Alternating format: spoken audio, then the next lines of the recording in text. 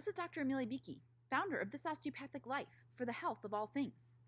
As a specialist in neuromusculoskeletal medicine and osteopathic manipulative medicine, I have dedicated my professional career to the study of the intricate design of the human body and understanding how the structural components, nerves, muscles, and bones can influence the function of the entire system. Quality movement directly relates to quality health, and it's important to have the right tools for optimal strength, flexibility, and mobility.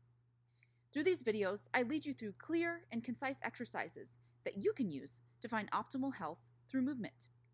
It is important to note that while I am a physician, these videos do not constitute medical advice, nor do they replace the important relationship between you and your personal physician. Before beginning any exercise plan, it is important to consult with him or her to ensure these are the right exercises for you, your particular diagnoses, and your current state of health. Thank you for joining me, and let's get started finding best health through movement.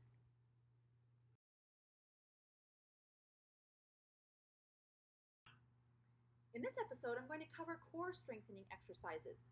People will often ask me about sit-ups and crunches, and those can be reasonable exercises for strengthening the movers of the abs, but they're not always the best for stabilization. And usually, if you're having things like low back pain or a sense of weakness, really getting the whole girdle from the ribs down to the pubic bone, including the glutes and the legs, is a better way to go. And my favorite exercise to train all of those muscles effectively is the plank. And we think about the plank in a push-up position on the floor. And that can be a place to aspire to, but it also runs a risk of allowing us to sag our backs or maybe sometimes come in too much of a pike position and not really use the abdominals as effectively. So what I like to use is a graduated plank. And I usually start this at the wall. And I don't have one here, so I'm going to use this stool, but you can imagine beginning at a wall with just a simple step back to bring yourself into a plank position. So if I were to use this stool as an example, and this might be a counter, so this might be the height you graduate to after you've done a few sessions of plank at the wall. And what you'll do is stack your hands under your shoulders and then step back. So I've created an angle between my shoulders and my body. You can see this triangle that I've created here. And I could stand here and not do a whole lot of anything, and I could certainly let my hips sag. Or I could really engage and squeeze the glutes and quads and zip up my belly and use my back muscles. And it can be a lot of work. And as I try to hold this position, over time my muscles will get tired and they'll kind of just give way, and that would be the signal to rest, and then see if I can build up more time in the plank position.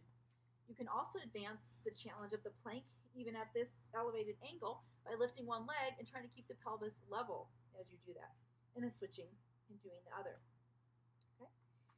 We can also use a side plank also from this elevated position.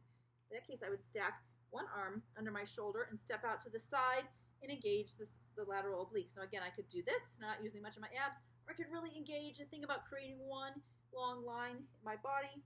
I could enhance it by lifting an arm and a leg and relaxing. You could even rotate. So you could go from front plank to side plank, front plank to side plank. And really engage all the muscles of the abdominal region down to the glutes and quads, which helps support the whole spine. For the back muscles particularly, I like to use a Superman activity. In standing, what that looks like is lifting one leg and the opposite arm, just enough so the leg is not on the ground. I'm not doing a big back bend here. I'm just lifting up enough to not be engaged with the ground. If you need a little balance support, you can stand near a post or a wall, and we would lift the opposite arm, so the leg that's nearest the wall. And thinking about getting long with each inhale. Good. And then coming back down, rotating, and then doing the opposite side. You can also do this on the floor, lying on your abdomen, and you would lift one arm and the opposite leg. Again, getting long, not worrying about getting big into a back bend. And that helps to activate the muscles in the back. So this plank progression, you could eventually lower toward the floor, or you could stay where you are and just increase the amount of time that you spend there, or use those modifications, lifting a leg to make it a little bit more challenging, and the Superman, that cross-patterning exercise here.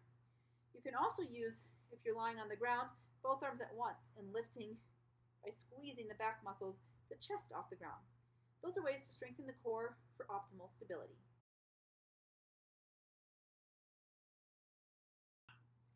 Thank you for joining in on this episode of This Osteopathic Life, Best Health Through Movement. This is Dr. Amelia Bueche, and we'll see you next time.